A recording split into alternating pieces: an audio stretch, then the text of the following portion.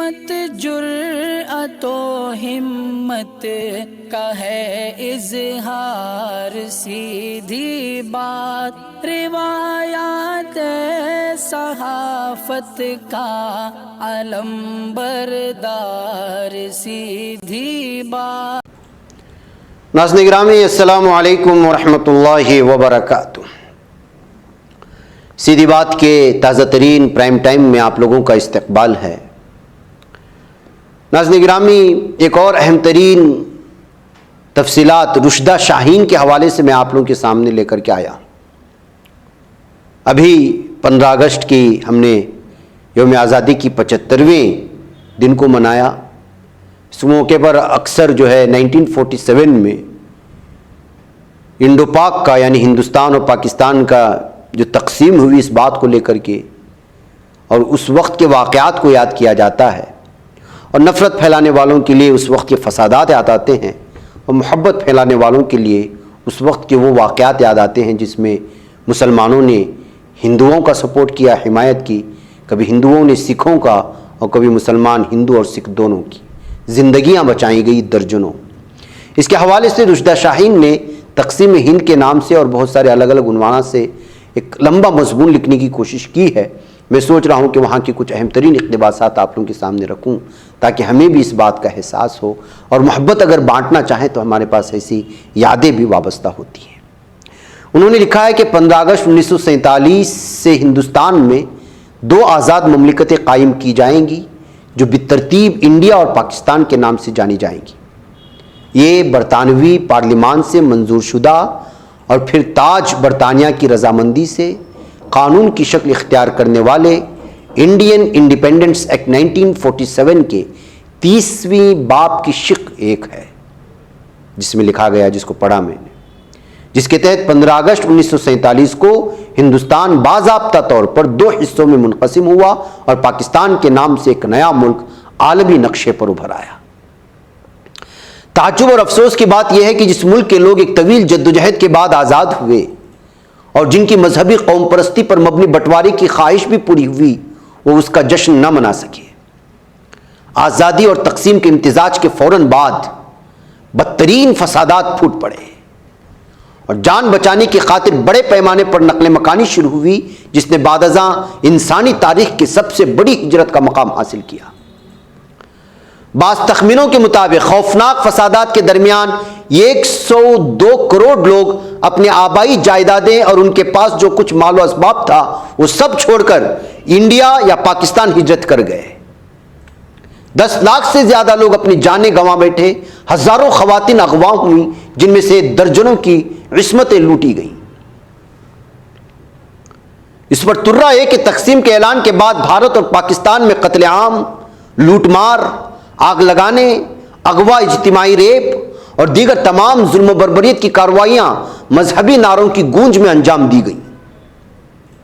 تاہم خو چکاں کہ اس گھٹاٹوپ ماحول میں بھی محفوظ پناہ گاہوں کی تلاش میں سرگرداں مسلمانوں، ہندوؤں اور سکھوں کی مدد کے لیے اپنی مذہبی وابستگی سے قطع نظر ایسے لوگ سامنے آئے جنہوں نے بغیر کسی مذہبی تفریق و تعصب کے ایک دوسرے کی جان و مال کی حفاظت کی اور پوری ایمانداری سے چاہا کہ ہندو ہو یا سکھ ہو یا پھر مسلمان ہجرت نہ کر کے اپنے ہی علاقوں میں مقیم رہیں یا کم سے کم انہیں صحیح سلامت سرحد پار کرایا جائے۔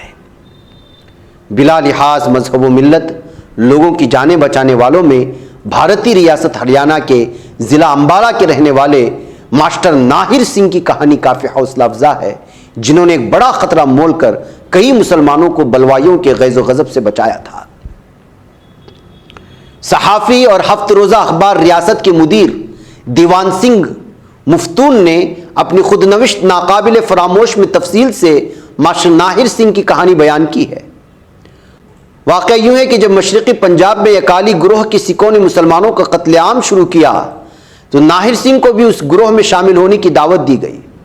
وہ اس میں شامل ہو کر مسلمانوں کے قتل عام کے ارادے سے ایک دن صبح ہی اپنے گھر سے نکلے، لیکن راستے میں اپنے ایک مسلمان شاگرد کی قابل رحم حالت کو دیکھ کر اپنا ارادہ ترک کر دیا اور نہ صرف اس لڑکے کی بلکہ اپنے گاؤں اور آس پاس کے مسلمانوں کی جان بچائی اور انہیں مسلم کیمپوں میں بحفاظت پہنچایا۔ دیوان سنگھ مفتو اس کے متعلق لکھتے ہیں، آپ ماسٹر ناہر سنگھ نے فیصلہ کیا کہ چاہے کچھ بھی ہو آپ دیہات سے مسلمانوں کو نکال کر ان کو بچائیں گے، چاہے ان کو اس راہ میں خود بھی ہلاک ہونا پڑے۔ چنانچہ آپ نے اس وقت سے دیہات کا دورہ شروع کیا اور جو بھی مسلمان ملتا اس کو نکال کر کیمپ میں پہنچاتے۔ آپ نے اس طرح 2000 کے قریب مسلمانوں کو اکالیوں کے ہاتھوں سے بچا کر کیمپوں میں پہنچایا تھا۔ جب بھی وہ ماسٹر ناہر سنگھ آتے ہیں تو میں ان کی زبان سے ان حالات کو پھر سے سن لیا کرتا ہوں، کیونکہ آپ کا مسلمانوں کو قتل کرنے کے ارادے سے اپنے گاؤں جانا اور شاگرد کو قابل رحم حالت میں دیکھ کر ان کے ذہن میں انقلاب پیدا ہونا ایک ایسا واقعہ ہے جس کو بار بار سننے اور اس پر غور کرنے کو جی چاہتا ہے۔ رشدہ لکھتی ہیں کہ دیوان سنگھ مفتون نے خود اپنے پڑوسی مسلمانوں کے گھروں اور ایک مسجد کی حفاظت کی تھی۔ وہ اس کے بارے میں لکھتے ہیں، جانے یعنی ہجرت کرنے والوں میں سے ایک تو دفتر ریاست والی بلڈنگ کے مالک انور صاحب اپنا گھر ایڈیٹر ریاست کی سپرد کر گئے۔ ان کے ساتھ رہنے والے مکان میں ان کی خالہ اپنی بیٹی اور داماد کے ساتھ رہتی تھی۔ یہ گھر بھی نگرانی کے لیے ایڈیٹر ریاست کی سپرد کر دیا گیا۔ ان کے مکان کے ساتھ ایک اور ادھیڑ عمر مسلمان رہتے تھے۔ جاتے جاتے وہ بھی کہے گئے، سردار صاحب میں غریب آدمی ہوں، مہربانی فرما کر میرے گھر کا بھی خیال رکھنا، کہیں لوٹ نہ لیا جاؤں۔ گویا اس گلی کے 3 مکانات کو تو میں آنرری کسٹیڈین مقرر کر دیا گیا۔ ویسے میری دلی خواہش تھی کہ جب تک میں اس گلی میں موجود ہوں کسی کو نقصان نہ پہنچائے۔ دیوان سنگھ نے آخر تک ان مکانوں کو لوٹنے اور جلانے سے بچایا، جبکہ آس پاس کے تمام مسلم مکانات جو ہے لوٹ کر جلا دیے گئے تھے۔ اسی طرح پڑوس کے ایک مسجد کو بلوائیوں نے منہدم کرنے کی کوشش کی تو دیوان سنگھ نے اسے بھی بچایا۔ وہ لکھتے ہیں، اس مسجد کے متعلق میری ڈانٹ ڈپٹ کرنے کا نتیجہ یہ ہوا کہ محلے کی کہار کلاس اور ادنا قسم کے لوگوں کو جو لوٹ مار پر آمدہ تھے ان کا حوصلہ نہ ہوا کہ وہ گلی میں میرے موجود ہوتے ہوئے مسلمانوں کے مکانوں کو لوٹتے۔ اس کے علاوہ آل احمد سرور لکھتے ہیں، جب لوٹ مار اور مار کاٹ کا سلسلہ بڑھا تو سب لوگ ایک پڑوسی سکھ کے یہاں منتقل ہو گئے۔ اردو کے مشہور نقاد آل احمد سرور نے اپنے خود نوشت خواب باقی ہیں میں اپنے دوستوں اظہر عباس اور قیصر کا تذکرہ کیا ہے جو دہلی کے قرول باغ کے رہنے والے تھے۔ جب وہاں لوٹ مار شروع ہوئی تو قیصر نے پہلے رفیع احمد قدوائی کی کوٹھی پر پناہ لی، لیکن بعد میں اظہر عباس کے گھر چلے گئے۔ لیکن جب وہاں بھی بلوائیوں نے حملہ کر دیا تو اظہر عباس انہیں ساتھ لے کر اپنے ایک پڑوسی جو کہ سکھ تھا اس کے یہاں منتقل کر دیا۔ جب لوٹ مار اور مار کاٹ کا سلسلہ بڑھا تو سب لوگ ایک پڑوسی سکھ کے یہاں منتقل ہو گئے۔ اس بھلے آدمی نے اپنی جان پر کھیل کر ان کی حفاظت کی، مگر اظہر عباس کا گھر لٹ گیا۔ اس طرح کا ایک اور واقعہ ماہر تعلیم و شاعرہ ساجدہ زیدی کے خود نوشت نوائے زندگی میں ملتا ہے، جس میں انہوں نے ان کی جان بچانے والے ایک سردار کے بارے میں لکھا ہے۔ تقسیم ہند کے وقت ساجدہ زیدی بھی قرول باغ میں ہی مقیم تھی، لیکن جب حالات خراب ہوئے تو وہ لوگ کانگریس کے مسلم رہنما مولانا ابوالکلام آزاد کی حویلی میں پناہ گزین ہونے پر مجبور ہوئے۔ وہاں منتقل ہونے سے پہلے ان کے خاندان کی جان ایک سکھ نے بچائی تھی۔ اس کے علاوہ پروفیسر اشتیاق احمد کی کتاب دی پنجاب، جس کا وسیم بٹ نے پنجاب کا بٹوارہ 1947 ایک المیہ 1000 داستانے کے نام سے اردو میں ترجمہ کیا ہے، اس میں تقسیم ہند کے وقت کے گھٹا ٹوپ اندھیرے میں شمع روشن کرنے والی کئی کہانیاں ملتی ہیں۔ پنجاب میں جس بربریت کا مظاہرہ لوگوں نے کیا تھا، اس بربریت کو جہاں اس کتاب میں قلم بند کیا گیا، وہیں ہندوؤں اور مسلمانوں اور سکھوں کی جان بچانے والے انسانیت کے مسیحاؤں کی کہانیوں کو بھی شامل کیا گیا ہے۔ پاکستان کے سابق وفاقی وزیر چودھری انور عزیز نے پروفیسر اشتیاق کو ایک انٹرویو میں اپنے والد کے متعلق بتایا کہ کس طرح انہوں نے ایک ہندو خاندان کی خواتین کی جان بچائی اور بعد ازاں ان کے ساتھ باقی لوگوں کو سرحد پار کرائے۔ چودھری ریاست پنجاب کے ضلع گرداسپور کی ہوشیارپور شکرگڑھ علاقے سے تعلق رکھتے تھے، لیکن جب حالات کشیدہ ہوئے تو ان کا خاندان سیالکوٹ آ گیا۔ پاس کے ایک گاؤں ریحال میں ہندو برہمن کثیر تعداد میں آباد تھے، جو کہ اپنی نیک نیتی اور خلوص و محبت کی بنا پر مسلمانوں سے بھی اچھے تعلقات رکھتے تھے۔ جب گرداسپور انڈیا میں اور شکرگڑھ پاکستان کے حصے میں آیا تو ان علاقوں میں بڑے پیمانے پر فسادات شروع ہوئے۔ فسادات کی آگ جب گاؤں دیہات میں پہنچی تو ریحال کے ایک پنڈت رام سرن شرما جو کہ فارسی کے عالم تھے، چودھری انور عزیز کے والد کے پاس مدد کی درخواست لے کر آئے۔ پروفیسر اشتیاق احمد نے اپنی کتاب میں لکھا ہے، پنڈت جی کافی پریشان و فکر مند تھے، ان کو دیکھ کر ہمارے گھر والوں نے رونا شروع کر دیا۔ ہمارے خاندان سے پنڈت جی کے روابط اچھے تھے۔ فیصلہ ہوا کہ مردوں، خواتین اور لڑکیوں کو اپنی جان کی بازی لگا کر سرحد پار کرائیں گے۔ ہندوؤں نے جان کے تحفظ کے انعام کے طور پر ہمیں اپنے زیورات دینا چاہا، لیکن میرے والد نے کہا کہ اس کی کوئی ضرورت نہیں اور ہمارے ہوتے ہوئے آپ لوگ فکر نہ کریں۔ انہوں نے पंडित जी ने फैसला किया कि अपने ख़ानदान की 7 लड़कियां हमारे घर में छोड़ जाएं। वो सब नहायत ही खूबसूरत, शाइस्ता और तालीम याफ्ता थी।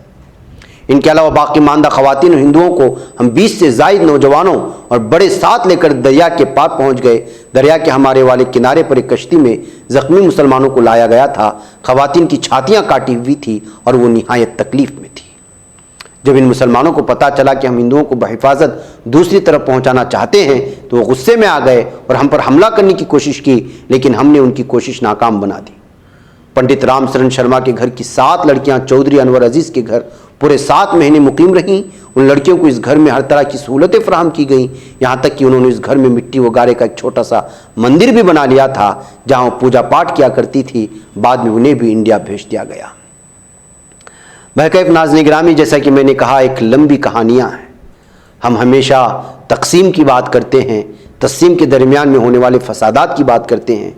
ऐसी हम तारीख़ खंगालेंगे तो कई ऐसी किताबें हैं जिन्होंने तक़सीम हिंद के मौके पर आँखों देखा हाल देखा। तो किसी ने सिखों को बचाया, तो किसी ने मुसलमानों को बचाया, और अपने आप बेटी और इनकी लिखी हुई किताबों में ये कहानियाँ मौजूद हैं। इन कहानियों को दोबारा वापस लाने की ज़रूरत है, लोगों में इसको बड़े पैमाने पर पेश करने की ज़रूरत है, ताकि ये बताया जा सके कि जो है मोहब्बत बांटने से बढ़ती है। क्योंकि ये दौर ऐसा है कि इस वक्त सिर्फ तक़सीम की बात हो रही है, असबियत की बात हो रही है, नफ़रत की बात हो रही है। बहकैफ नाज़रीन गिरामी, मुझे इजाज़त दें। अस्सलामु अलैकुम रहमतुल्लाहि व बरकातुहू। बच पाता है कोई सहाफ़ी की निगाहों से, मिलाता है ये लोगों को मोहब्बत की पनाहों से। करम और दर्द मंदी का है एक संसार, सीधी बात। अज़ीमत जुर्अतो हिम्मत का है इज़हार, सीधी बात। अज़ीमत जुर्अतो हिम्मत का है इज़हार, सीधी बात। ये चैनल हक निगर बनकर कुचल देता है फितनों को।